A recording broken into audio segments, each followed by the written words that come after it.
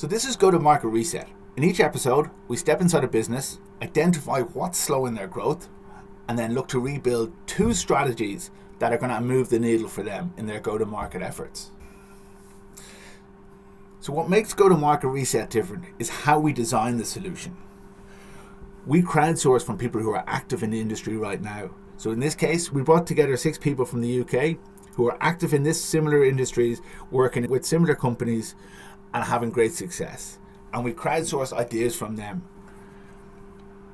So the first of those strategies was to establish a GP referral network. In Ireland, there's quite a big backlog or waiting list for patients looking for dermatology appointments.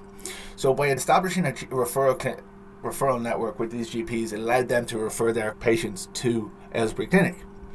It became a very, very reliable and alternative channel for leads, as opposed to just relying on their ad campaigns. Secondly, we added an AI agent to their website. That gave visitors who wanted an answer on pricing, appointments, or procedures, it gave them answers straight away. It engaged those people immediately. So we saw the bounce rate on their website reduce considerably, and we saw the appointments go up considerably.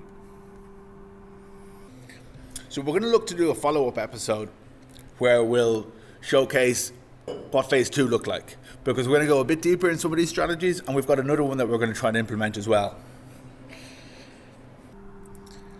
This is Go-to-Market Reset. Diagnose, crowdsource, activate.